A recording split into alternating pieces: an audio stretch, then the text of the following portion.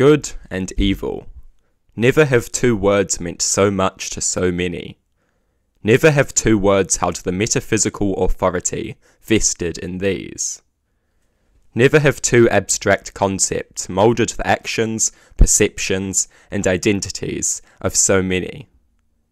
Any attempt to overstate the weight of these words will know nothing but failure. Even in an increasingly post-religious world, they live on, and only a fool cannot see it. Just dare to question moral norms. Just dare to question the moral status of that which is widely regarded as evil, and you will see all of the proof in the world that morality lives on, stronger and healthier than ever. Morality has always been one of the great concerns of philosophy. It sits comfortably alongside logic, metaphysics, and epistemology as a crown jewel of the discipline. It is a matter that has been pondered by countless minds, and will be pondered by countless more. A million understandings have been offered, as thinkers attempt to transform the distinction between good and evil from an emotional art into a rational science. The categorical imperative, utilitarianism, divine command theory, virtue ethics. The theories are virtually endless. A million noble minds have made a million meaningful contributions to humanity's division of good and evil. Like all matters of continued philosophical importance, morality is given its significance by the fact that it remains the source of a great many problems. Much has been accomplished, but we have not yet come upon days where the problem of morality ceases to be a problem. The problem of morality continues to apply constant pressure to every rational mind. And as rational beings, it is our curse to bear that pressure until we finally grow tired of it, and through the exercise of our reason, see to it that it will hinder us no longer.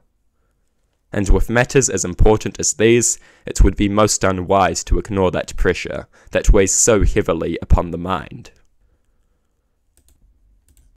No hyperbole is necessary to honestly declare that the seriousness of this subject is outright sickening. When we discuss morality, we are contending with amorality. We are contending with the idea that nothing is good or evil. Take just a moment to consider the implications of that sentence. It is all too easy to pass over it without giving due consideration to all that it entails. Anything is permissible, so long as it is possible and somebody wills it. Without morality, desire is let loose upon the world, with not a restriction in sight beyond possibility. The amoral world is dominated by strength, weakness, and pure, unrestricted, irrational human desire. If someone wills it and can do it, you can be sure that they will, and you don't even get the comfort of proclaiming it evil. Make no mistake, what we are discussing is whether or not it is evil for someone to do the worst conceivable thing to the person you care for the most. When we discuss morality, when we contend with amorality, that is what is on the line. Do take a moment to understand that. Ultimately, the outcomes of our considerations on this subject are the difference between depraved inhumanity being accepted and depraved inhumanity being condemned. Whether or not slavery, genocide, murder and torture are evil is what we are forced to consider when we discuss morality and contend with amorality. If contending with amorality entails anything, it entails contending with the idea that nothing is evil. Every accepted truth is called into question. Every self-evident norm is called upon to provide proof of its rational basis. This may seem intimidating, repulsive even, but we must have the courage to contend with such horrifying ideas. If we do not, we will quickly render our morality baseless, and in doing so support for it unquestioning, and adherence to it irrational. Some may flee from the prospect of rational moral consideration. Some may think that refusing to question their morality, refusing to critically approach the subject, refusing to be rational, will protect their moral claims. Such people are gravely mistaken. In fleeing from such things, they make their morality irrational. They make it equal to all that they call evil, and they deprive it of any claim to rational superiority. In attempting to preserve and protect their morality, they have violently murdered it. They have made it equal in its irrationality, incoherence, and baselessness to all that is evil. To flee from the importance of morality, to flee from the importance of rational moral consideration, is to commit a deadly idiocy. It is to make oneself equal to evil. It is to stomp out any chance of a valid claim to rational superiority. We must have the courage to subject our conception of morality to vigorous rational consideration. We must not recoil in horror at the prospect of questioning it. When it is challenged, we must not collapse into a state of dogmatic babblings. We must stand more firmly than ever before, and with all the confidence in the world. We must unleash rational argument after rational argument, until our opponent has been entirely crushed or entirely convinced. This is the curse of those who adhere to irrational morality.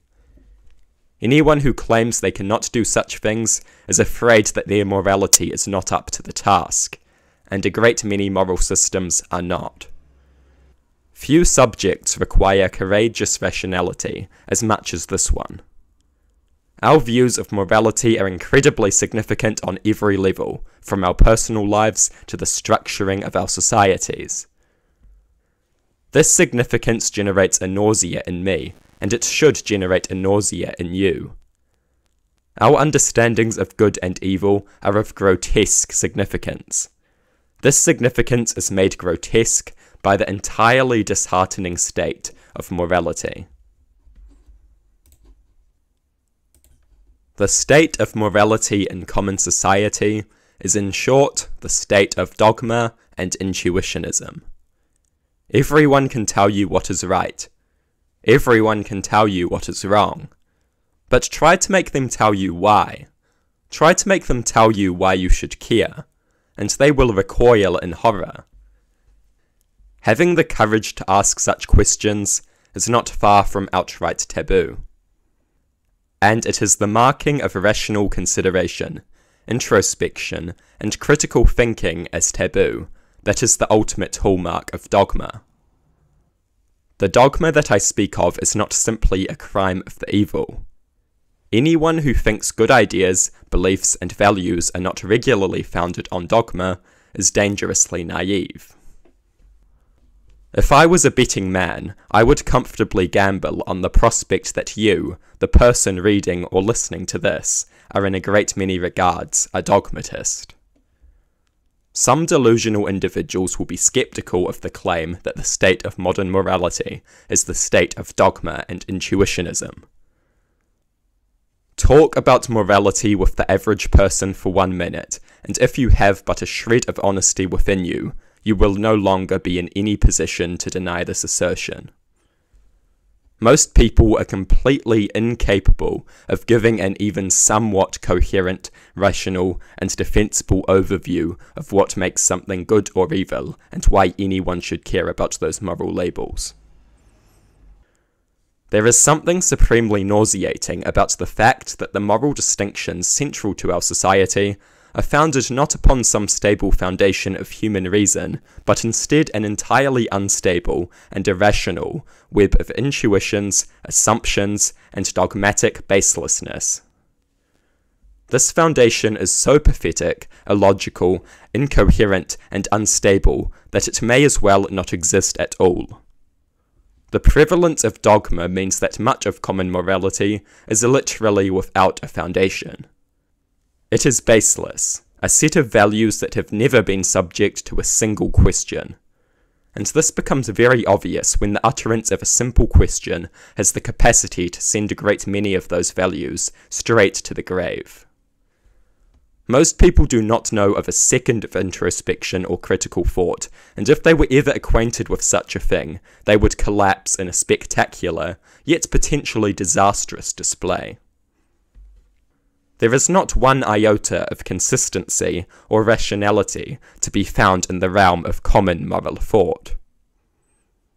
The average person simultaneously believes that morality is a matter of inarguable objective self-evident fact, and a matter of personal preference. The logical conflict is overwhelming. Talk about some trivial or contentious matter, and most people will think morals are a matter of personal preference. Question the morality of murder or slavery, and everyone will suddenly believe these matters are objective and inarguable. The common view of morality is entirely incoherent, contradictory, and irrational on every level. The irrationality and baselessness of moral claims ensures that moral claims hold little more weight and respectability than one's favourite flavour of cake. Irrationality reduces everything into a meaningless and irrational game of preferences, intuitions, and dogma.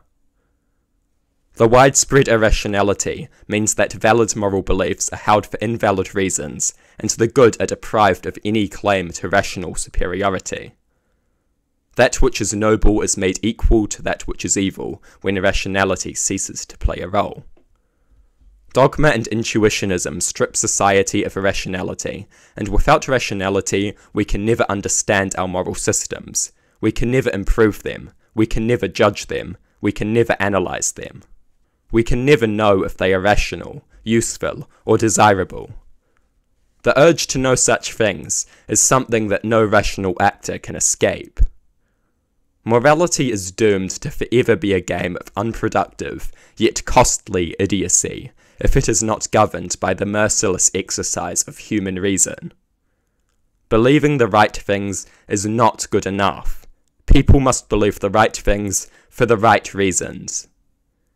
People do good things for irrational reasons, or in many cases, no reason at all. This is dangerous. Rationality works as a functioning compass that directs one towards good behaviour.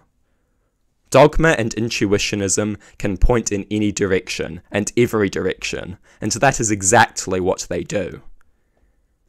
Rationality ultimately serves us and our inherent and inescapable sentient interests. Dogma and intuitionism not only do not serve us, they actively compromise our pursuit of rational self-interest.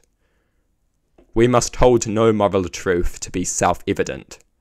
Things are only self-evident to the irrational and the dogmatic. Rational actors hold nothing to be self-evident. Everything is debatable, and every rational being knows it. This is not to say that everything is rational, valid, defensible, or respectable. It simply means that one can argue that even the most invalid things are valid, and rational beings are obligated by their capacity for reason to consider such things before giving them the approval or dismissal that they deserve. A great many things are irrational, invalid, indefensible, and unworthy of respect. The only rational way to come to such conclusions, however, is through rationally considering them and the case for them, not dismissing them without a thought. If these ideas are as invalid, irrational, and indefensible as we like to believe, then this rational test will surely prove them to be such. Anyone who refuses such a test is afraid of the conclusions it may come to. The state of common morality must change. This is imperative, and every rational mind knows it. Complain about the state of common morality we may, but no comfort is offered elsewhere. Sitting alongside the sickening dogma and intuitionism of the common society, the more academic side of things is often little better, and just as lacking in substance. The primary obsession here is with the worthless, realist versus anti-realist debate. The obsession with discussing the objectivity and subjectivity of morality has wasted an outrageous amount of time which could have been better spent elsewhere. Ultimately, whether or not morality is objective or subjective is unimportant. Usefulness, desirability, and rationality are the words that should be appearing. But instead we have this headache-inducing obsession with objectivity and subjectivity. The simple fact that a great many seem to be incapable of grasping is that moral systems are given value by usefulness, desirability, and rationality, not objectivity. Morality can be subjective and useless. One could invent 100 worthless subjective systems if given the chance. Anyone who wants proof of this need only look as far as the entourage of idiotic moral systems that plague the human society.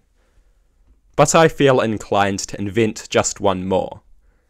We could decide if an act is right or wrong based on the letter at the beginning of the word most often used to describe the act. If the letter is an odd number in the alphabet, the act is evil. If the letter is an even number, the act is good. This moral system is obviously useless, irrational, and undesirable. Most importantly, it is more useless, irrational, and undesirable than many of its competitors. It is inferior. Some moronic anti-realists would claim that this ridiculous subjective morality is in fact equal to all other moralities. Anyone who makes such an assertion would be hard-pressed to express their idiocy more clearly. This moral system is inferior to many of its competitors because it is useless, undesirable, and irrational. There are reasonable standards that we can use to assess moral systems and judge them as superior and inferior, regardless of the outcome of the realist versus anti-realist debate. Some moral systems are more rational, useful, and desirable than others. This is a simple fact. Subjective systems can be both useful and useless, desirable and undesirable, rational and irrational. Every moral system can be judged based upon such standards, and a rational actor will be inclined to engage in that judgment. Rational actors pursue human happiness. For some godforsaken reason, we have been placed by our biology under the governance of two inescapable and inherent forces: pain and pleasure, the inherent evil and the inherent good. The worth of these things is an inescapable fact of our reality. These things define the human experience. If the words good and bad owe their existence to anything, they owe their existence to the presence of pain and pleasure, as inescapable forces of sentience. One is definitionally, inherently, and inescapably good. The other is definitionally, inherently, and inescapably bad. Some may attempt to debate such claims. Regardless of how they perform in the debate, they will feel pain and they will feel pleasure, and they will despise the former and enjoy the latter.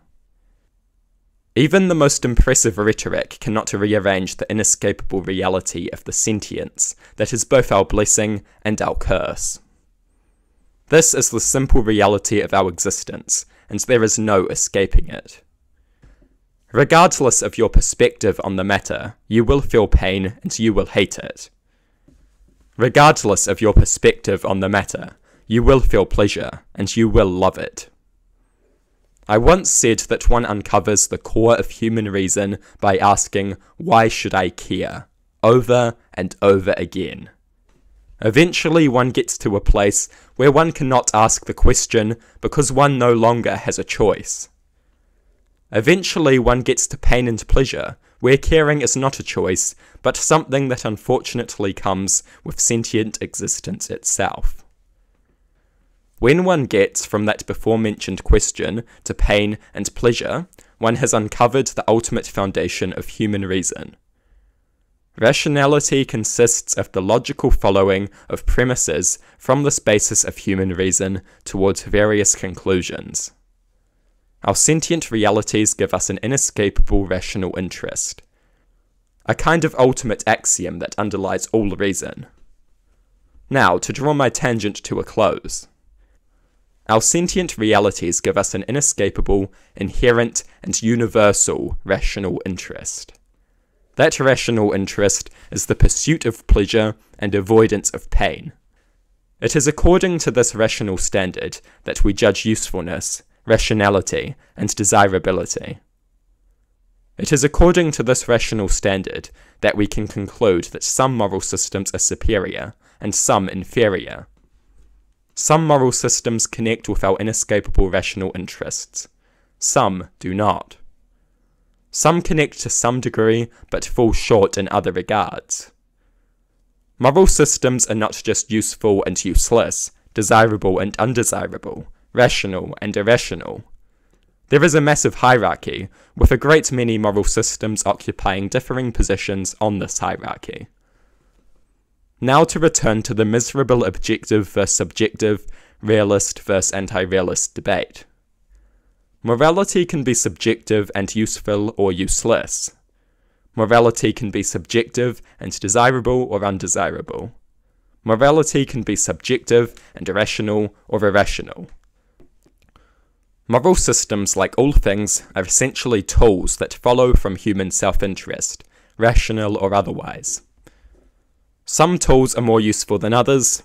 Some connections between morality and human self-interest are clearer and more indisputable than others. This is a simple fact of reality. Some moral systems are garbage, some moral systems are quite good.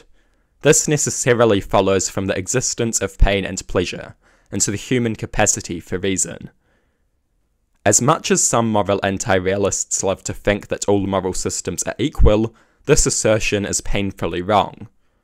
Only an idiot would claim that all subjective moral systems are equal in their usefulness, desirability, and rationality.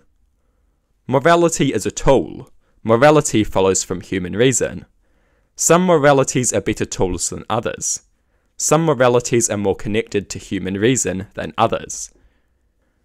We do not exist to serve morality.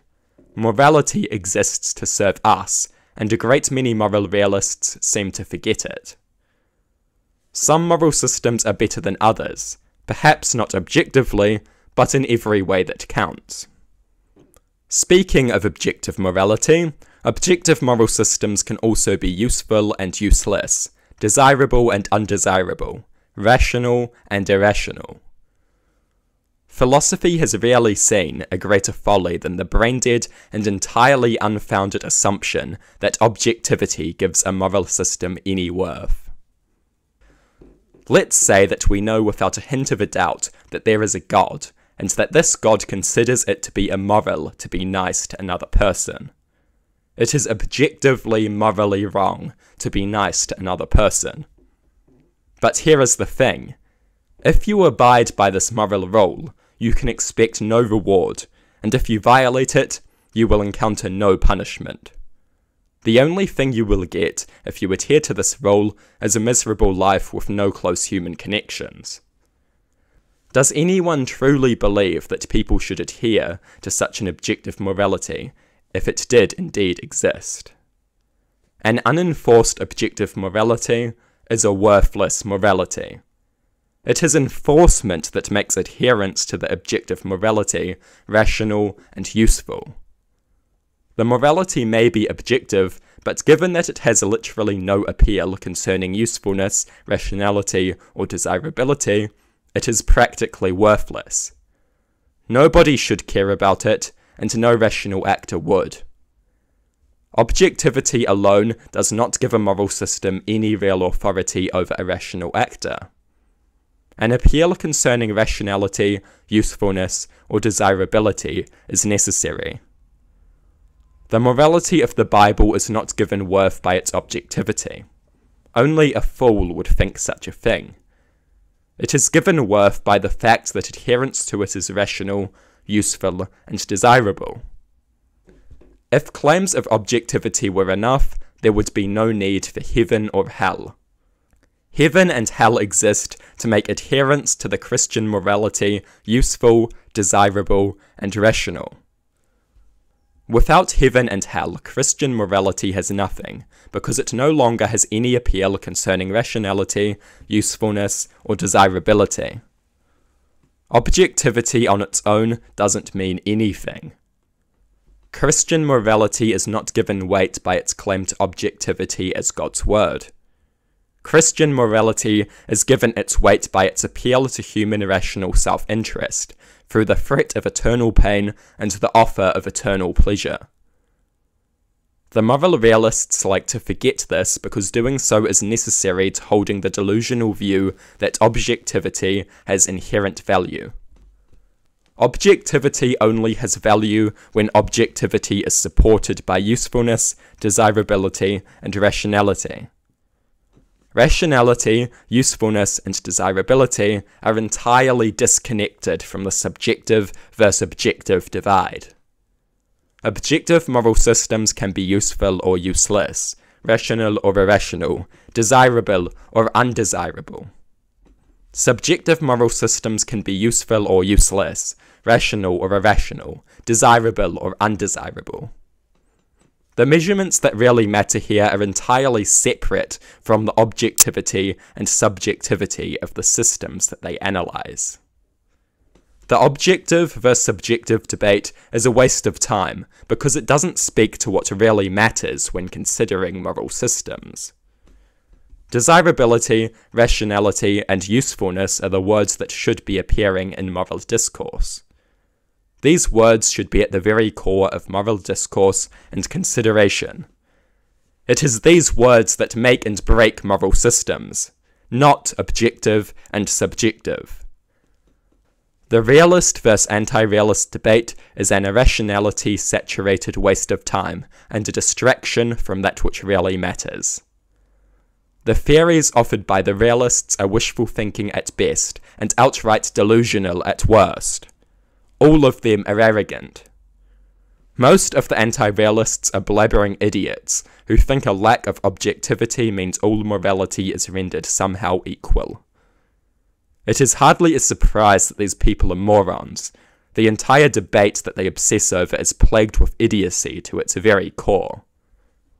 Let us now turn from giving the realist versus anti-realist debate the contempt that it deserves, to considering in greater depth the significance of words such as usefulness, rationality, and desirability, and that which they describe.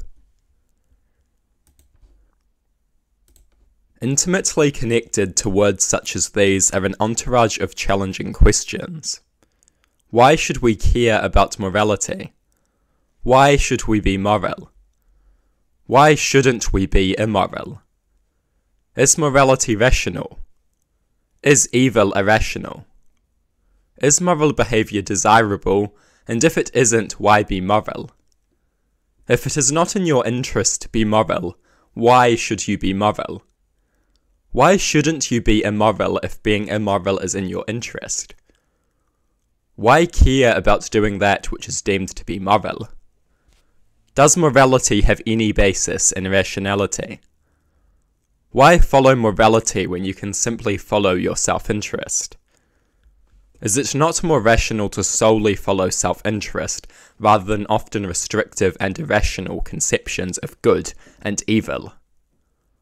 Some of these questions may at first seem simple. I assure you they are anything but. As far as philosophical questions go, these ones are about as challenging as it gets. Anyone with the courage to really dig into them will come to understand that. But the rational mind has no choice but to contend with these miserable questions. If one is to build and maintain a defensible and respectable rational morality, understanding and answering these questions is crucial. These questions are not nice. They slice deeply and mercilessly into the very core of our comfortable delusions, and make us contend with the idea that perhaps a morality is more rational, more useful, and more desirable to the rational actor than any moral system. But when something cuts as deeply into one's worldview as these questions do, one cannot ignore them. We must contend with these questions. Doing so is a requirement of being the rational actors that we should all seek to be. Understanding morality without these questions is an impossibility, and any rational actor will desire an understanding of morality. These questions are at the core of moral philosophy, and there is no running from that. Contend with them we must. To run from these questions is to display a complete lack of confidence in one's moral system. What good is your distinction between good and evil if there is no rational reason why anyone should care about it? Why should anyone care about your morality if you cannot give them any reason to care about it? 100 precious moral truths crumble without hesitation when simply asked, why should I care? A moral system that ignores these questions is a moral system that can be dismissed with great ease. If a moral system wants to be taken seriously, it cannot possibly confess that adherence to it is irrational. These questions force us to build our morality from a firm, rational basis. They force us to discuss rationality, usefulness, and desirability. They force us to exercise our human reason. To refuse to answer this question is to refuse to give people a reason to care about your moral system. To refuse to answer this question is to refuse to exercise one's human reason out of fear of what it may discover. Following from the great questions of morality, we inevitably arrive at the topic that is the moral stalemate. The concept of the moral stalemate is an essential piece of rational moral philosophy, and it would be a mistake to leave it unmentioned. The moral stalemate occurs when two conflicting moral claims or theories of morality are equal in their rationality, with neither having any rational claim to superiority. If all moral reason has one goal, that goal is overcoming the moral stalemate. This is an absolute necessity if a rational superiority is to be claimed and a superior moral system discovered and established. Systems and claims that fail to escape the moral stalemate will forever be equal to their enemies. They can either die a real death alongside their rational death, or they can opt to continue arrogantly making moral claims, knowing perfectly well that the exact opposite of these claims has equal validity to them. The rational moral system is tasked with the momentous task of overcoming the stalemate and conquering their opponent through the exercise of superior reason. In order to break the stalemate, a moral system must prove itself to be more rational than its competitor. This requires introspection, critical thinking, and rational consideration. It also necessitates the pondering of many of the challenging questions that I posited earlier. It would be a missed opportunity to simply mention the moral stalemate without offering a brief overview of some of the painfully common examples of it. Let's suppose that someone claims something is immoral because it just is. It is self-evidently, intuitively, and inarguably evil. One can easily argue that the exact same thing is moral because it just is. It is self-evidently, intuitively, and inarguably good. Neither side can lay claim to any rational superiority over the other. They are locked in a moral stalemate. As far as reasoning goes, they are equal. One side will need to engage in further reasoning if it is to have a claim to rational superiority. Otherwise they will forever be equal in their irrationality and idiocy. Until the necessary knowledge is sought after, an intellectual defeat and an intellectual victory will never occur. Stalemate will be eternal. A claim to rational superiority of some form or another is necessary to defeat an opponent intellectually. One may already believe things which are more rational than their opponent, but if you do not know that those things are more rational, if you do not understand why those things are more rational, then you have no claim to superiority. Ignorance keeps those who could easily conquer their enemies as equals to them. Irrationality makes one equal to their greatest opponent. That is the moral stalemate. Our consideration of the moral stalemate could quite easily end here. It would, however, be a missed opportunity to not take this opportunity to shower down some well-deserved contempt on the despicable idiocy that is the axiom. The supporters of axiomatic morality would have you believe that axioms are fundamental first principles that underlie our moral claims. According to the follower of axiomatic morality, axiomatic preferences are fundamentally baseless and the starting point of reasoning. Examples of such axioms could be things such as freedom, democracy, or equality. Alternatively, axioms can also be things such as tyranny, autocracy, and hierarchy. If you have been listening, you will understand the implication, but I will elaborate shortly nonetheless. Axiomatic morality is a morality based on axioms. It is also very bad and stupid in a number of ways. Most of the advocates of axiomatic morality are philosophically illiterate, to put it lightly. It is not uncommon for them to believe that having an axiomatic preference for democracy and being a utilitarian are compatible. If your love of democracy is founded on utilitarianism, it ceases to be axiomatic, and you are not a follower of axiomatic morality. If your love of democracy is founded on an axiomatic preference, you cease to be a utilitarian, and you are not a follower of utilitarianism. These two things cannot coexist. They can lead to the same conclusions, but they cannot both lead to the same conclusion at the same time without complete absurdity.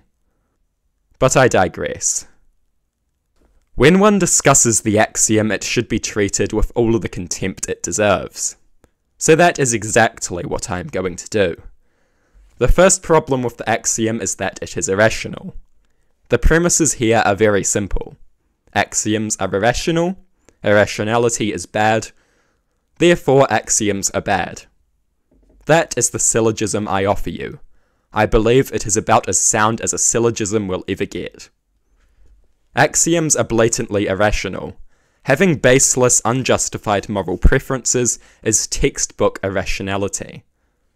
Rationality requires reasoning, and the definition of an axiom is a preference separate from underlying reason and founded on nothingness. Axioms are openly and definitionally irrational.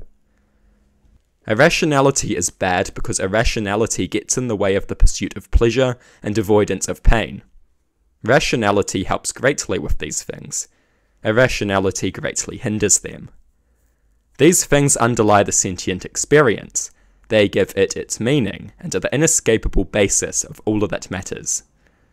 Irrationality is our enemy because it prevents us from engaging with things in ways that are useful to achieving inherently desirable ends and diverting inherently undesirable ends. If we accept that irrationality is bad, then axioms are necessarily also bad because axioms are blatantly irrational.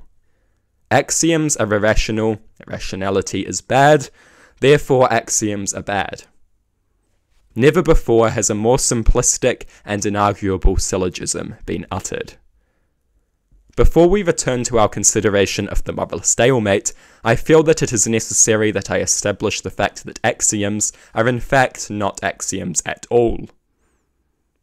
People ultimately choose axioms based on what makes them happy in some way or another.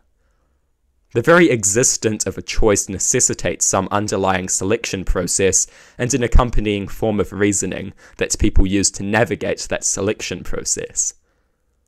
The axioms of axiomatic morality are in fact not axioms at all, because they are not baseless, and they are not the starting point of reason. They are founded on something, and they are themselves a product of reason, or at least pitiful attempts at it. Axioms, like a great many things, are founded on the fundamental axioms of sentience, pain, and pleasure. The inescapable axioms that are the basis of all reasoning. Sometimes these things are pursued in rational ways. Sometimes they are not.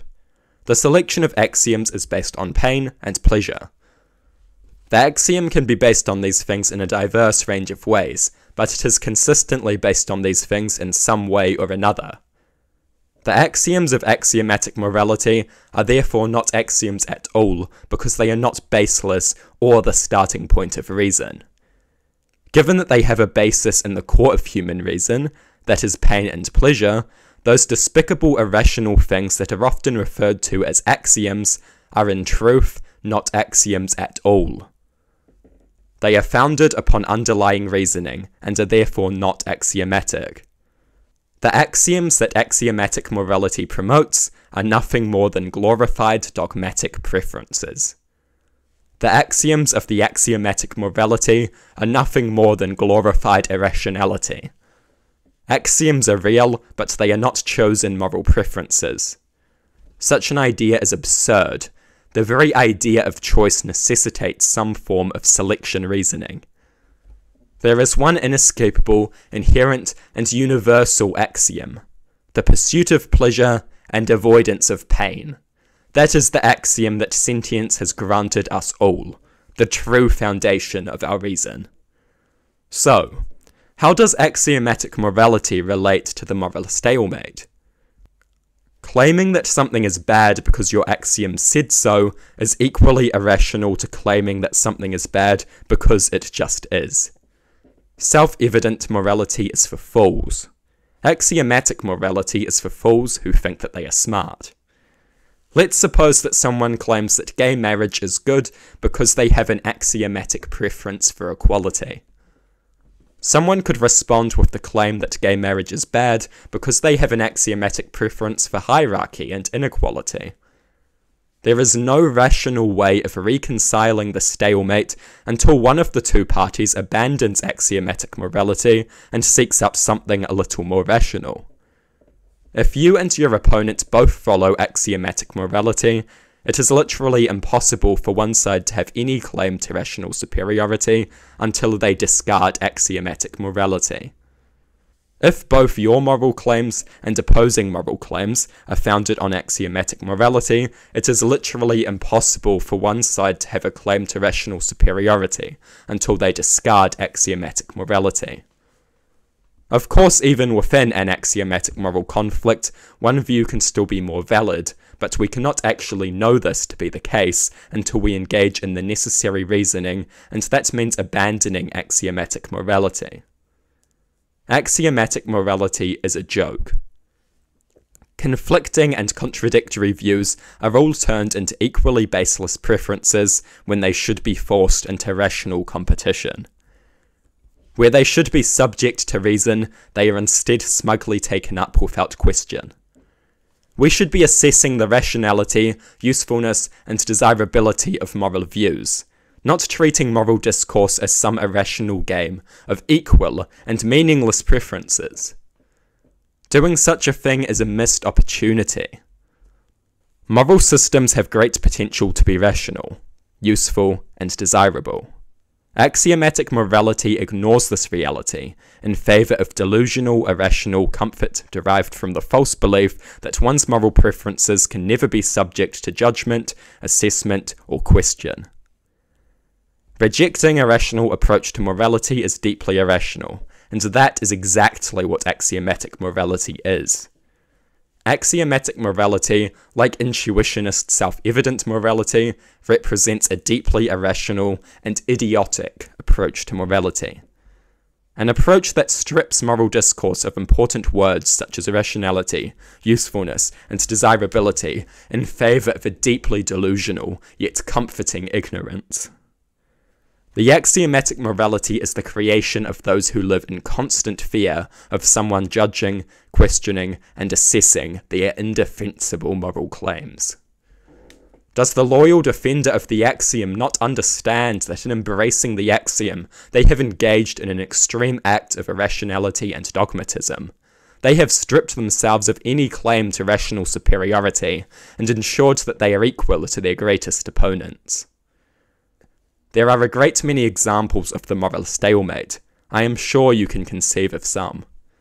What unites them all is their worthlessness to the creation and acceptance of rational moral systems. There is no doubt that overcoming this stalemate is perhaps the greatest of the many challenges faced by those who view morality as a matter of irrationality. We must discover what moral systems are useful and useless, rational and irrational, desirable and undesirable. This noble task requires conquering the moral stalemate, and conquer it we shall. Just as our sentience endows us with pain and pleasure, it endows us with reason.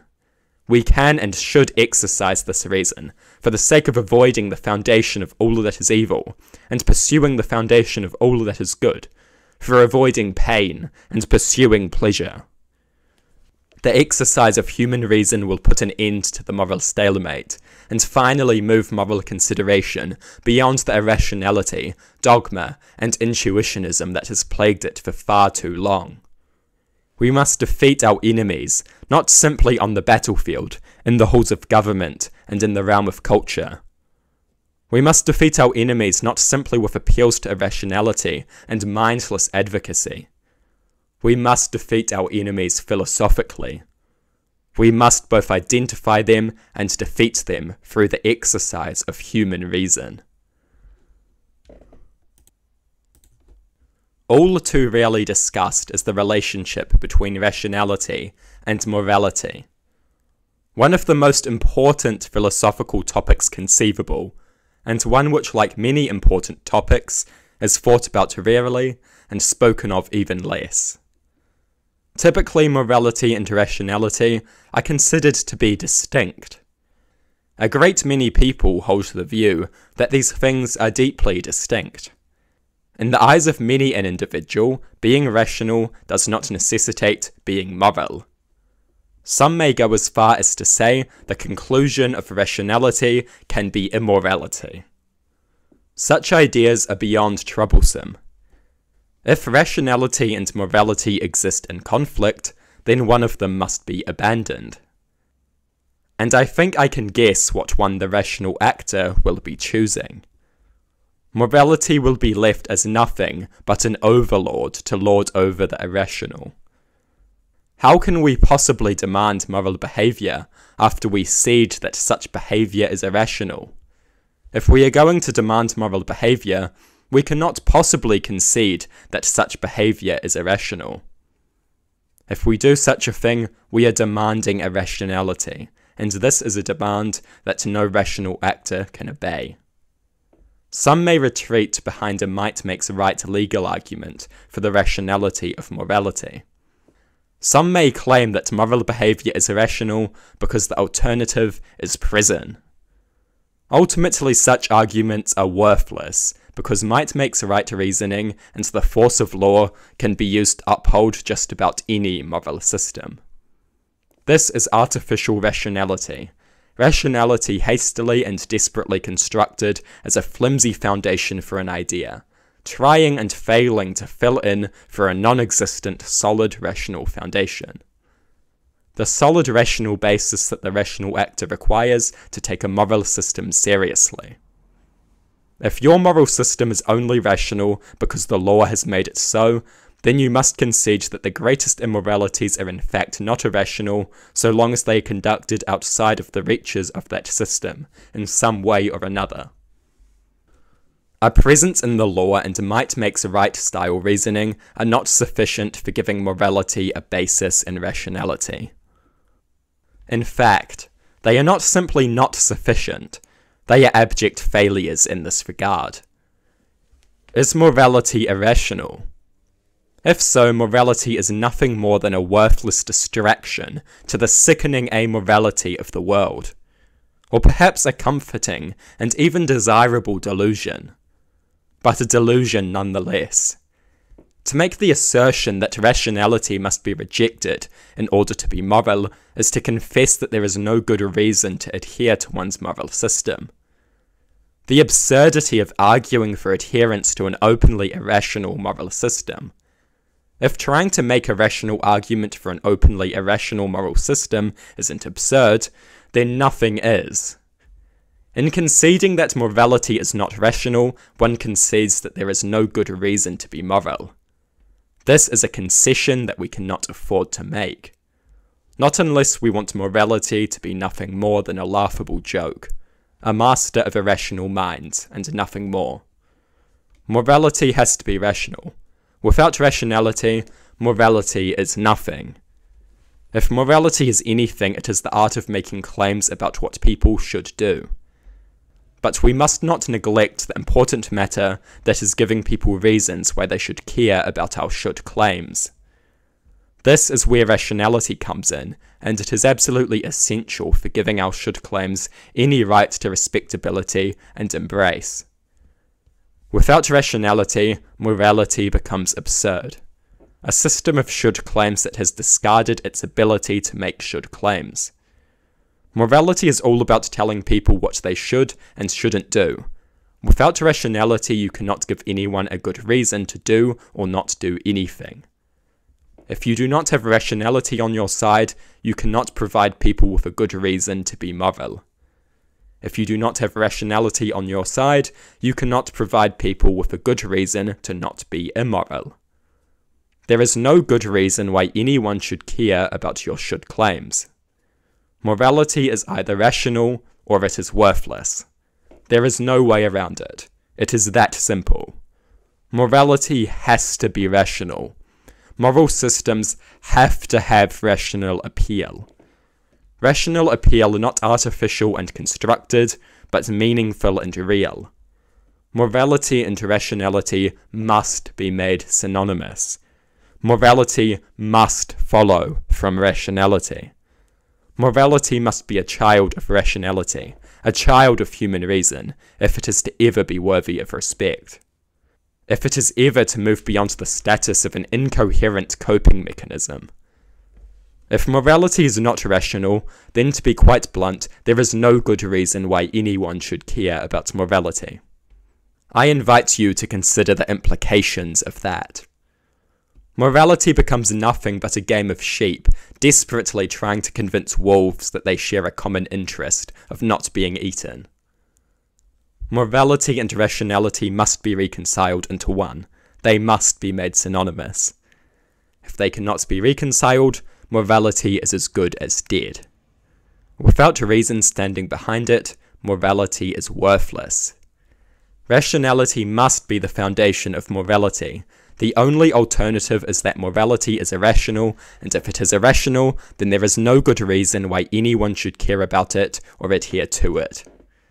If the exercise of human reason cannot deal a lethal blow to the amorality of this cruel world, then nothing can. Morality must be a product of human reason, not a rejection of it. And it must be a product of human reason, not as a tool for manipulation and control, but instead as a rational system of differentiation between good and evil, right and wrong, moral and immoral. Either we can look to reason to find a rational moral system, or we can look into the cruel wasteland of the brutal amoral world. Or perhaps we don't even have a choice. Only reason will tell. I implore you to ask it. If I have succeeded, your understanding of morality will be somewhat shaken, as it should be. Perhaps you fear that morality is baseless, irrational, and worthless. You would be wise to be concerned about such a weighty prospect. But hope is not lost. Morality is ultimately a problem. If it wasn't, philosophers wouldn't care about it. It is a problem because it brings forth a great many great questions. Questions that shake not just our understandings, but also our societies to the very core. One question stands out amongst all the others. Is it rational to be moral? Is morality rational?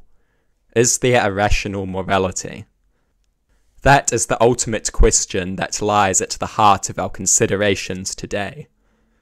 In seeking to answer this question, in seeking to discover a rational morality, in seeking to make morality a product of human reason, I have come upon answers.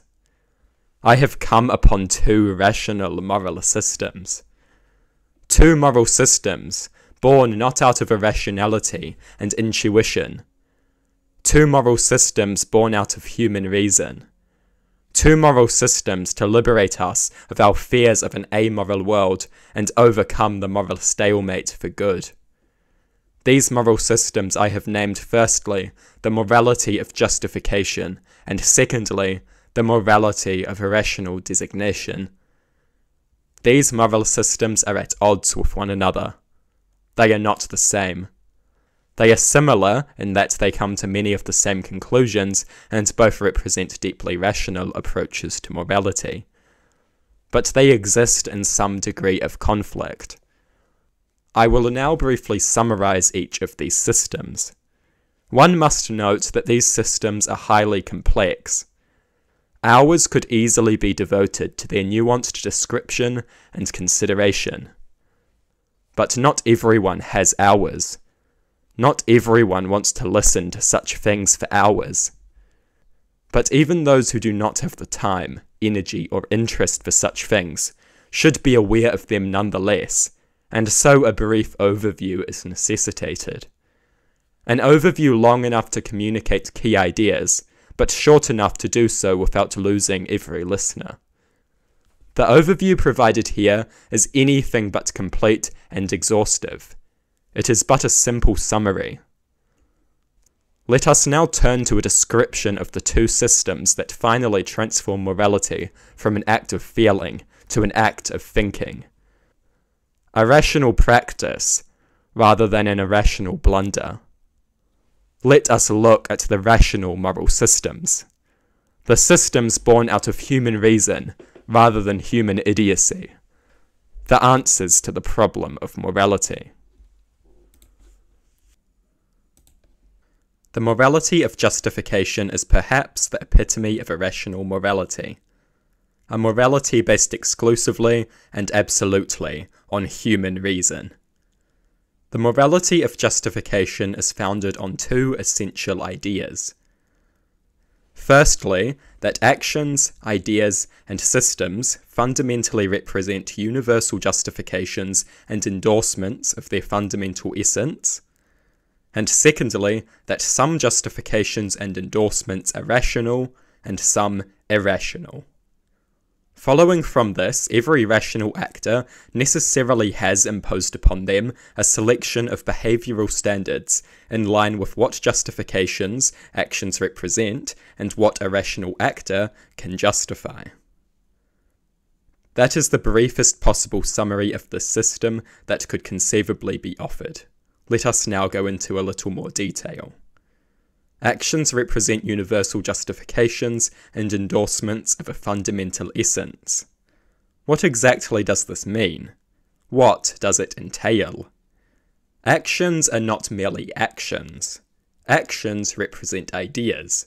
Actions have meaning. They are given meaning by both the nature of the action and various features of context, including intent, consequence, and more. Every action represents a justification and endorsement. The common phrase "actions speak louder than words" represents the fact that this is in many respects common knowledge. Talk is cheap is another common saying expressing the idea that actions have greater meaning and significance as conveyors of ideas than words do. Just as words have meaning, actions have meaning, and only a fool would deny it. Actions tell us what someone really believes in. Actions tell us what someone really values. We constantly pull meaning and ideas from the actions of others, not simply their words. We understand that actions have meaning and represent ideas. We aggressively judge people according to the ideas and meanings we attach to their actions. I judge those around me more on what they do than on what they say. It is easy to present a facade with your words. Your actions, however, will far more easily give you away. Selfish, cruel people normally at least have the intelligence to disguise their selfishness and cruelty when they speak. The facade evaporates when it comes time to act. Actions have meaning. Actions represent ideas. And they don't just represent ideas, they represent justifications, they represent endorsements. When you steal out of selfish, unjustified greed, you are justifying and endorsing stealing out of unjustified greed. Your actions represent an endorsement and justification of such behaviour. You do not get to say it is only acceptable when I do it. This is what we call a double standard, and it is a deeply hypocritical and irrational thing. Endorsement and justifications are not only for you, they are necessarily universal. Every evil you justify against another is an evil justified against yourself. Every cruelty you endorse against another is a cruelty endorsed against yourself. Every good you justify against another is a good justified against yourself. Every kindness you endorse against another is a kindness endorsed against yourself. People will extract meaning from what you do, and that meaning does not limit the justification and endorsement to yourself. The justification and endorsement is universal. If you get to be cruel and brutal, then so does everyone else. Anything else is a hypocrisy, a double standard, an irrationality. Every action represents a universal justification, an endorsement of its fundamental essence. But what is this fundamental essence? The essence are the fundamentals of the act that give it its rational meaning. Ascertaining the fundamental essence of an action is essential if one is to engage in a proper rational consideration of the justification and endorsement that it represents. Essence is not a single thing. Essence includes a variety of significant factors, including the act itself, the intention behind the act, the real and expected consequences of the act, and more. Consideration of these things allows one to discover the essence of an act before considering whether the justification and endorsement of that fundamental essence is rational or not. The essence tells us exactly what we are justifying. This allows us to consider the rationality of that justification, and from there, its moral worth. Let me provide you with an example. Person A brutally murders Person B because Person A was promised a handsome financial reward if they did so. The essence of this act seems to be someone engaging in complete disregard for the sentience of someone else in pursuit of their own selfish interest. The essence is the fundamental thing which is being justified. It is the idea that is being endorsed. In this example, the idea being endorsed appears to be cruel selfishness. No rational actor justifies cruel selfishness. No rational actor endorses a disregard for the well-being of others in pursuit of one's own interest. A rational actor with due consideration of their sentience cannot justify such a thing.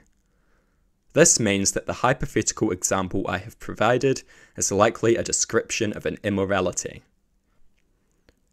Rational actors have to consider the sentience of others. To do otherwise is to justify others not caring about your sentience, and this is an irrational justification and therefore an immorality. From the facts of this case, it is likely that the essence of the act makes the justification irrational, and therefore the action an immoral act that a rational actor could not commit. The word likely is very important here, however. We do not have enough information with this hypothetical to give a highly accurate account of essence. Essence depends greatly on specific context. What if Person B is a horrible person? The essence of this example can differ greatly depending on the specific details. Who was paying Person A to kill Person B? Why did the person paying Person A want Person B dead? What are the consequences of Person B being dead? Did Person A do the job out of greed, desperation, or some other motivation? And I could go on. Essence is determined by various specific features of context, which means it can be difficult to make broad and general moral statements through the morality of justification. A case like that provided above would almost certainly qualify as an irrational justification, and therefore an immorality that no rational actor could commit. The specific essence, however, is difficult to pinpoint. Many immoral acts have a different fundamental essence that makes them an irrational justification. Many moral acts have a different fundamental essence that makes them a rational justification. When it comes to the morality of justification, context matters. This is not to say that there are no moral rules. It is just to say that they are structured in a way which is very context dependent when applied in the real world. Acts are not judged as they have traditionally been. It is not a matter of lying, murder, and theft. The morality of justification goes beyond such simple ideas in its consideration of the essence. Consequences, intent, motivations, and a number of other considerations come into the picture alongside the nature of the act itself. This allows for a nuanced and rational analysis, rather than a highly reductive and overly simplistic surface-level labelling of acts in accordance with intuitive and irrational standards. And that is the kind of tangent that I go on when I attempt to give an example of the morality of justification in practice. I could have kept things a tad more simple, but it is important that this subject is treated with at least a minimal degree of nuance. I will now give an example of a very simplistic application of the morality of justification. Person A murders person B out of sadistic desire. Having heard of the act, we must begin by determining the essence. The essence is someone having a cruel and selfish disregard for the sentience of another in pursuit of a dangerous irrational impulse. Anyone who commits murder out of sadistic desire is justifying and endorsing cruel disregard for the sentience of another in pursuit of a dangerous irrational impulse. A rational actor does not justify cruel and selfish disregard for the sentience of another. A rational actor does not justify the pursuit of a dangerous irrational impulse. According to the morality of justification, even if the pursuit of a dangerous irrational impulse leads to a good consequence, it remains an immorality. It remains an immorality because it remains an irrational justification. Regardless of the consequences, a rational actor will not justify the pursuit of dangerous irrational impulses. Good things ought to be done for good reasons.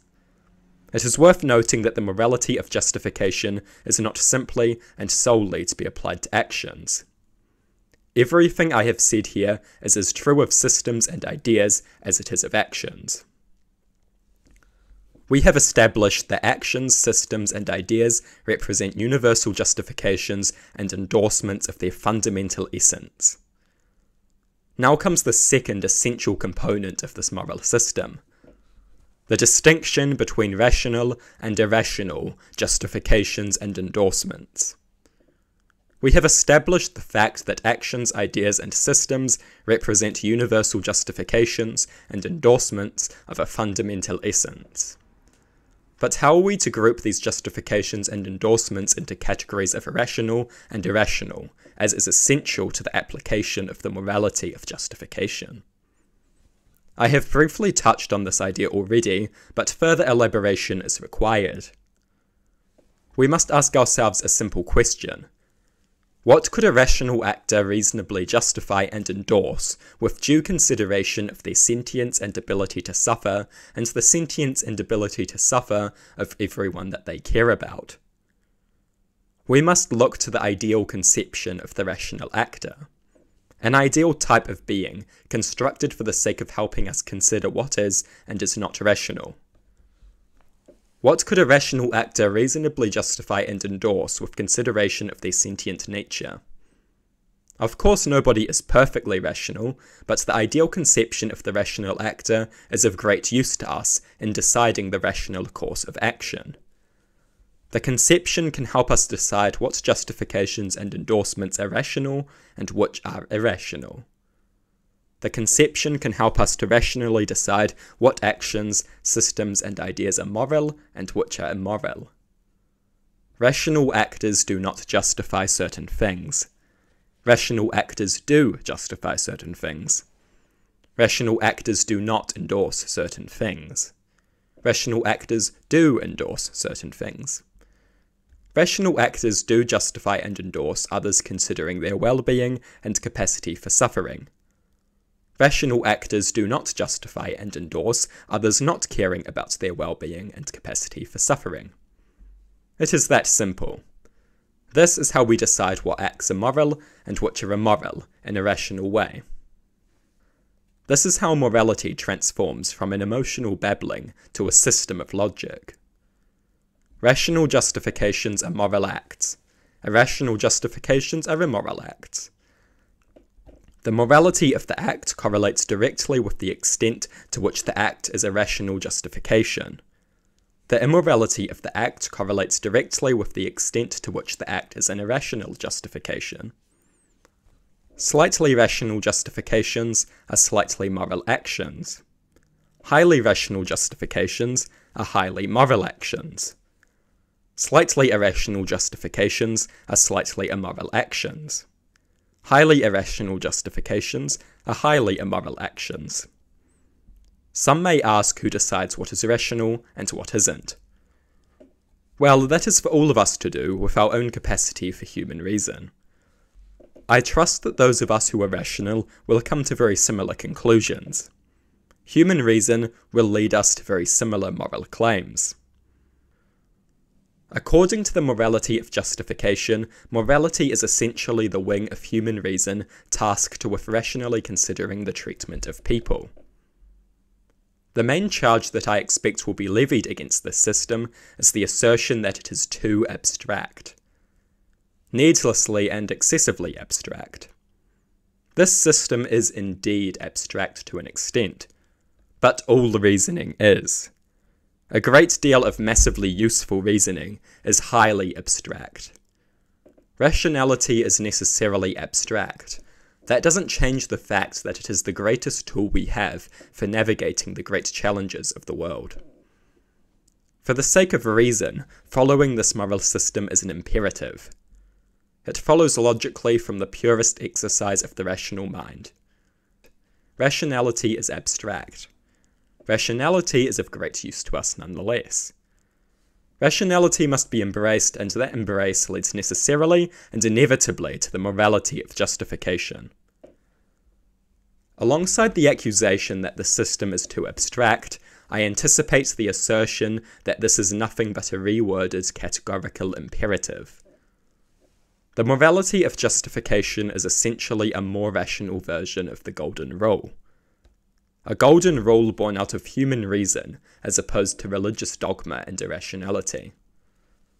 Just because the irrational believe it, does not mean that there are no rational reasons for doing so. Both the morality of justification and categorical imperative can be viewed as more rational versions of the golden rule.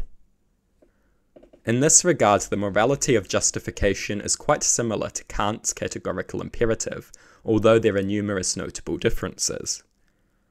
One main one being that Kant looks at actions themselves, while the morality of justification examines the essence of actions. Kant looks at lying, murdering, or stealing. The morality of justification looks at not just the action, but also the consequences, intent, and whatever other factors may be relevant to ascertaining the fundamental essence of the act and judging it from there. The morality of justification is very different and significantly more nuanced than the categorical imperative in this regard. To go on a brief tangent, following from my dismissal of consequences, one may be confused by my mention of consequence as a factor necessary for the ascertaining of the essence and judgment of the act. Consequences are significant to essence, rationality, and therefore morality. They are, however, not the be-all and end-all. Sometimes they are irrelevant, and it is this fact that I stressed earlier. I could elaborate further on this nuanced matter, but I digress. One can believe that the morality of justification is an alternative version of the categorical imperative if one desires, but no honest being can assert that it is a knockoff or a rewording. It is a distinctly different system in numerous ways. The comparison of these two systems is a matter that deserves consideration. More consideration than I can offer here, but one day such matters will surely be returned to. The morality of justification is a strong moral philosophy. It does not need 100 supporting pages to stand strong. Although 100 supporting pages work as useful armour against the hordes of sometimes wise and often vicious opponents who will attempt to see to it that this moral system is philosophically annihilated. I could overload you with examples. I could go on countless tangents. I could address 100 counter-arguments. But for the sake of keeping this word marginally concise, I will not. At least not now. There is a time for rambling. There is a time for tangents. There is a time for nuance. But that time is not today. Today only the skeleton is shared, but the skeleton stands strong. Every action, every system, every idea is a universal justification and endorsement. Every action, every system, every idea has a meaning, represents an idea. A universal justification and endorsement of its fundamental essence. A rational actor will justify and endorse certain things. A rational actor will not justify and endorse certain things. Some justifications and endorsements are rational. Some justifications and endorsements are irrational. Some actions are moral. Some actions are immoral. Morality is the name we grant the system of rationality that governs actions, systems, ideas, and the essence that these things hold, as well as the way in which a rational actor responds to that essence. That is the morality of justification. Those who commit brutality and cruelty on another are justifying and endorsing universal cruelty and brutality. They are justifying and endorsing cruelty towards you and cruelty towards me. They are justifying cruelty and brutality towards everyone you love and everyone you hate. Cruelty anywhere is a justification of cruelty everywhere. Every action is a universal justification of its fundamental essence. Just ask yourself, what will you justify? What will you endorse?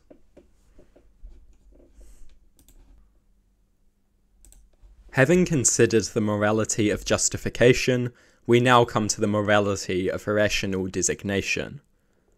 The moral system which occupies the position of the second great rational morality. The morality of irrational designation can be summarized with great ease. It is moral because it is worth calling it so. It is immoral because it is worth calling it so. Its moral worth is whatever it is worth recognizing as such. Some things are worth calling moral, some things are not. Some things are worth calling immoral, some things are not. Morality is a game of irrational designation. That is the morality of irrational designation summarized in a handful of simple sentences. The morality of justification is closely tied to the concepts of desirability and usefulness. Moral systems are constructed in accordance with rationality, usefulness, and desirability. Both of these latter two concepts are of course intimately tied to the former. An action is as moral as it is worth calling it. An action is as immoral as it is worth calling it. The morality of an act is tied directly and absolutely to the rational application of the moral label. Moral essentially means desirable.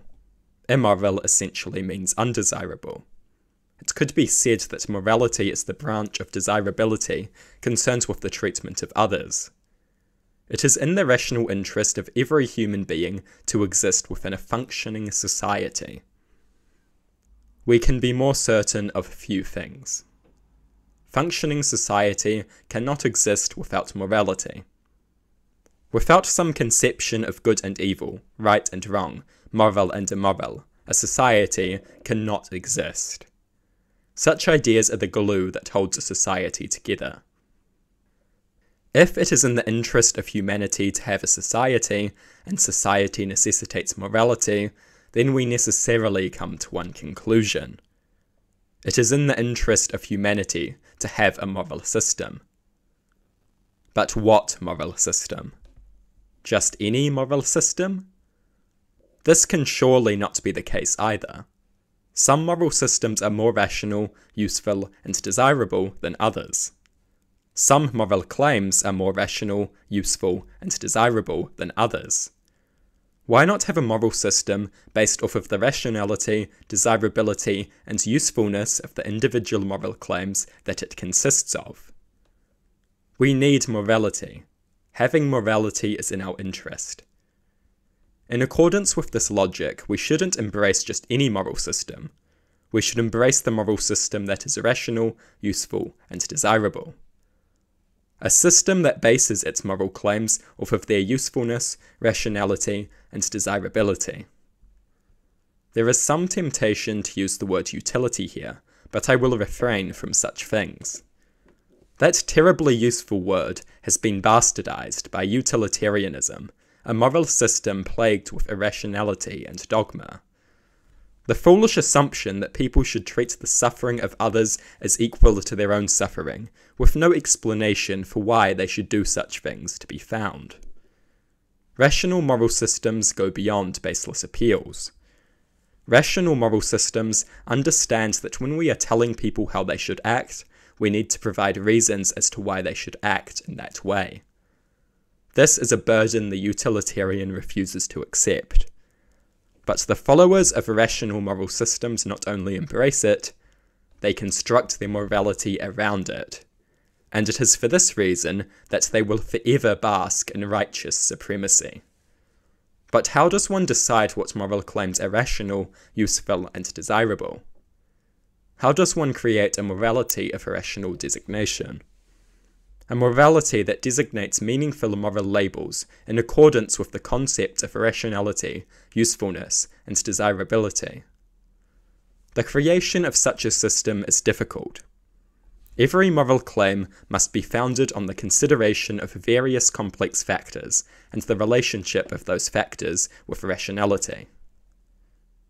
Important factors of consideration include normalization, reciprocity, emotion, and implications. There are without a doubt other factors that could be added to this list as well. Let us consider each one briefly. Normalization. Every action sets a precedent and normalizes itself. Normalizing some things is rational and desirable. Normalizing some things is irrational and undesirable. Reciprocity. Of great use to human society is reciprocity. People treating others how they want to be treated. This basic moral idea helps to keep society functioning smoothly and benefits everyone. Actions can be considered irrational and undesirable on the grounds that they undermine desirable reciprocal norms. Emotion. Emotion concerns the degree to which certain emotions are undermined or encouraged by certain actions. An action which desensitizes people and undermines the individual's capacity for empathy and compassion could reasonably be viewed as irrational and undesirable, as these emotional responses are desirable and something to be propagated rather than corroded. No rational actor wants to live in a society devoid of empathy and compassion, sent to the grave by unrestrained barbarism and cruelty. Empathy and compassion are good things to have inside of oneself and in the society, and every rational actor knows this. For that reason, they must express some dedication to their preservation. Implications. Rational beings desire a rational society. The maintenance of a rational society requires consistency. This means that the implications and logical conclusions of every action, idea, and system must be subject to judgment alongside the action itself. The weighing of complex and often easy to miss factors such as these is of the utmost importance to the morality of rational designation.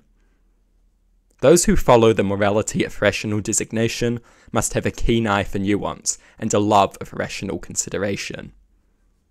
If such traits are not acquired and developed, a misapplication and irrational designation is an inevitability. Normalization, the breakdown of reciprocity, the corrosion of empathy. These things lead in one direction. They lead to a cruel and brutal society. It is not irrational to make society cruel and brutal. Rational actors do not desire such things. The prevention of the development of a cruel and brutal society is all of the justification any rational moral designation requires. Why is slavery evil? Why is murder evil? Why is torture evil? Because it makes society a cruel and brutal place. Rational actors do not want to live in a cruel and brutal society. Rational actors consider their sentience, their capacity for suffering. Following from such consideration, a rational actor cannot desire a cruel and brutal society. Rational actors want to live in a kind and caring society. A society that values their well-being and sentience. Such rational desires obligate the rational actor to attempt to create and/or uphold such a society. This is not the full extent of the application of the morality of rational designation, however. Let us ponder another question. Why is nationalism evil? Nationalism is often defined as an ideology promoting the pursuit of one nation's interest to the detriment of another nation. In other words, cruel selfishness. So why is nationalism evil? Because its implications devastate us all. Rational actors want consistency. The logical conclusion of cruel selfishness is our own suffering. The logical conclusion of cruel selfishness is a war of all against all, a brutal selfish wasteland where many live in chains and all live in intense discomfort. A world without any meaningful human interaction, a world where all human interaction is dominated by cruelty and brutality. That is what would come about if everyone internalized the nationalist attitude, the attitude of cruel selfishness. The rational actor is the enemy of nationalism and all its horrific implications. Nationalism is evil because it is worth calling it so. As well as undermining empathy and normalizing selfishness, it carries with it a great many destructive implications. The rational actor desires a rational society. This necessitates consistency. A society consistent with nationalism is a society of suffering. A rational actor cannot desire such a thing. This application could be prodded. It can be subjected to great scrutiny, and I hope that it is. Ideas are different to most things you see. When one attacks them, they have a tendency to either collapse completely or increase in strength. There are a great many questions, criticisms, and challenges that could be responded to. These could help us greatly in fleshing out the morality of rational designation. But the consideration of such complex and nuanced matters will consume countless pages of this work, and with them countless hours of your time. Not every moral analysis can be treated with the nuance that it deserves. Let us simply summarize this system once more. The morality of rational designation recognizes morality as a necessity. It then attempts to construct a morality based around rational moral claims. We need morality. We need the best morality. We need a morality of rational, useful, and desirable moral claims. A morality based on the rationality of the many claims that it consists of. A morality that applies moral labels in accordance with the rationality of their application. It is moral because it is worth calling it so. It is immoral because it is worth calling it so. Worth is determined by rational desirability. Rational desirability is determined by the nuanced rational consideration of various factors. A morality based on the application of human reason. That is the morality of rational designation. A system that is both hideously simple and disgustingly complex. The second great rational moral system.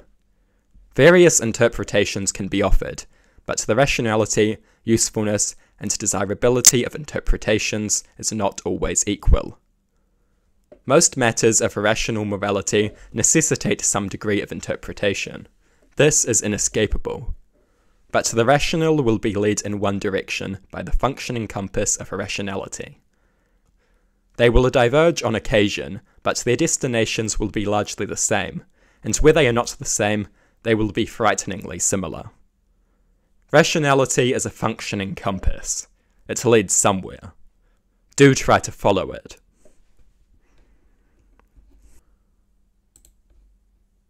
The challenge with reconciling rationality and morality is of course the fact that at first glance there appears to be a conflict between the rational interest of every individual.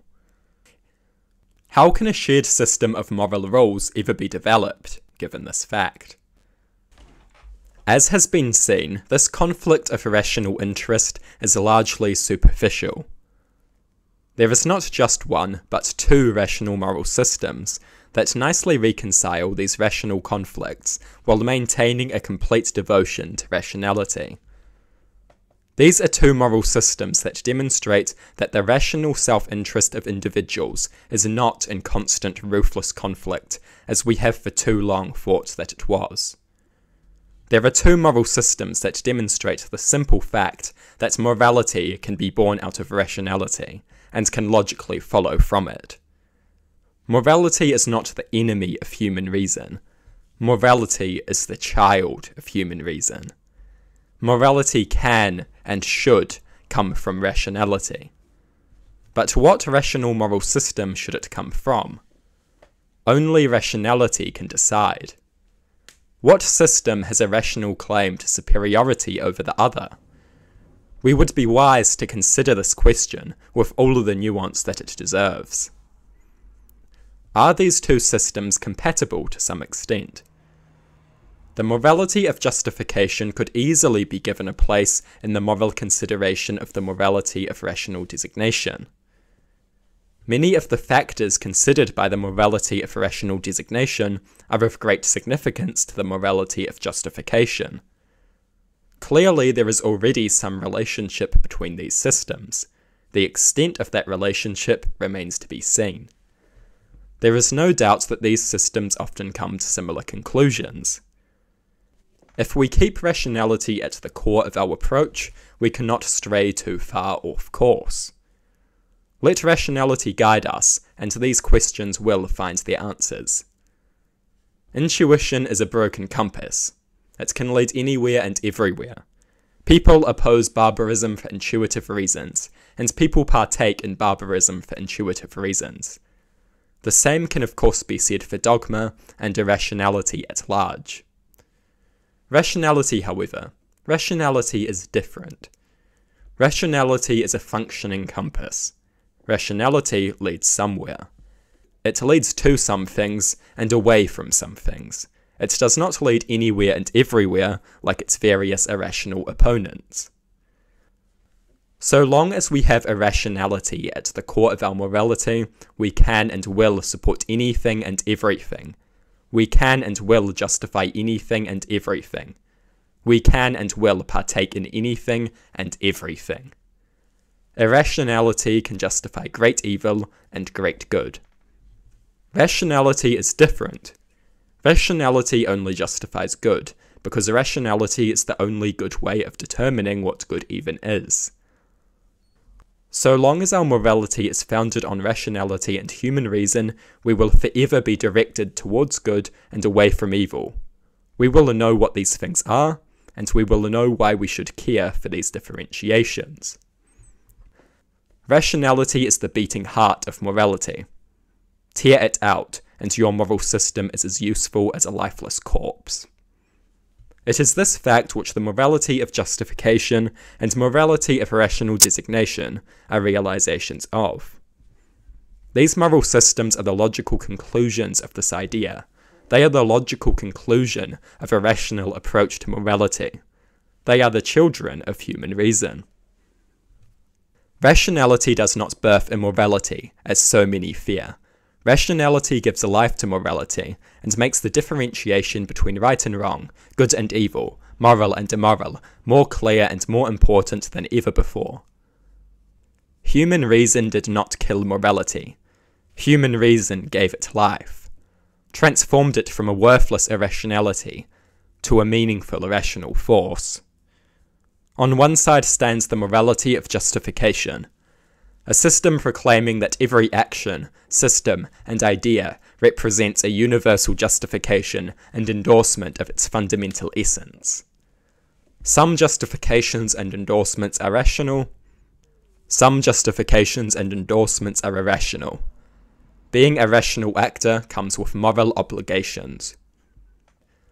On the other side stands the morality of irrational designation. Morality is a rational game in which moral labels are applied in accordance with human reason. It is moral because it is worth calling it so. It is immoral because it is worth calling it so. Worth is determined by rational desirability. Rational beings must ask which of these systems deserve their allegiance, if either of them. Perhaps amorality or pleasure-giving moral preferences are in fact the answer. It is up for you to decide. I think rationality has a bias. I think rationality creates an inclination in a certain direction, and I don't think that direction leads to amorality or pleasure-giving moral preferences. I think it leads to a crossroads with two final destinations. Two rational moralities. The morality of justification and morality of irrational designation represent a transition, an advancement beyond the idiocy of previous moralities and into the realm of human reason. These irrational systems transform morality from an incoherent muddle of irrationalities and intuitions to a coherent system of logic. One could go as far as to claim that these rational systems do away with morality. These systems bring us beyond the dark ages of morality and into the light age of irrationality. They bring us beyond morality. They bring us beyond the dogma, intuitionism, and irrationality that has consumed morality as a concept. They make pure rationality the new morality. Morality is worthless. All that we need is rationality. Morality is dogmatic. Morality is irrational. Rationality is by definition one with human reason. Morality is a constantly contradicting, dogma-plagued, intuition-led, and irrationality-infested force of destruction. A force that can justify anything and everything, and frequently does just that. Rationality, meanwhile, is by definition a compass pointing in the right direction. In the name of morality, one can do anything. In the name of rationality, one has a specific and desirable path to walk. Why not just do away with morality entirely? Why not just let it and its dogmatism, intuitionism, and irrationality rot? Why not just let rationality take its place as the superior and rightful director of human conduct? Or perhaps we should reserve the word morality to describe the branch of rationality concerning the treatment of others. Whether such debates have actual substance or are purely semantic is up for you to decide. Although the line between semantics and substance can get very blurry very fast, semantics do after all describe substance. Regardless, such things should be considered. Consideration is something that those of us who seek to follow rational moralities should be deeply familiar with. Central to the rational view is the idea that nothing is beyond debate, questioning, and criticism. If an idea is good, if an idea is rational, it will survive such things. They will provide nothing but an opportunity for it to prove its superiority. Questions, criticisms, and challenges slaughter irrational worldviews and leave the rational standing. If we have any faith in our worldviews, we need not fear these things. Our opponents, meanwhile, would be wise to tremble at the very thought of them. The idea that some matters are beyond debate is comforting, but gravely mistaken. Those who fear debate, questions, and challenges are those who fear the flimsy nature of their worldviews. We cannot afford to dismiss our philosophical enemies without a thought. In doing so, we are throwing away our opportunity to destroy them. We have to take our enemies seriously. We have to take their arguments, ideas, and philosophies seriously. Doing so is essential to understanding them and identifying if we are rationally superior to them. We have to view morality as an extension of rationality, rather than something in conflict with rationality. Portraying morality as contrary to rational self-interest is one of the greatest and most dangerous misconceptions the world has ever known. We have portrayed morality as irrational. We have portrayed morality as contrary to self-interest, and every day we pay the price for it. Morality must be based on human reason. It must flow from a conception of a rational actor, and what such an actor could reasonably do and desire, while maintaining the label of irrational. One who wishes to deal a death blow to an ideological enemy or philosophical opponent needs not look to the bullet or the sword. One needs look only as far as one's capacity for human reason, for this is not just the only weapon they will need, it is the only weapon fit for the task at hand. Bullets and swords work perfectly well against living, breathing enemies and the followers of such systems, but the ideology and philosophy itself? They are useless against such things. Such things fear only one weapon, and that weapon is human reason. Ideologies and philosophies do not die to human force, they die to human thought. Anyone who wishes to defeat their opponents would be wise to acquaint themselves with this simple fact. Let human rationality go to town on the rot that is the irrational moralities. Let the dark ages of dogma and intuition end. Let the age of merciless human reason begin. Let the age of irrational morality begin.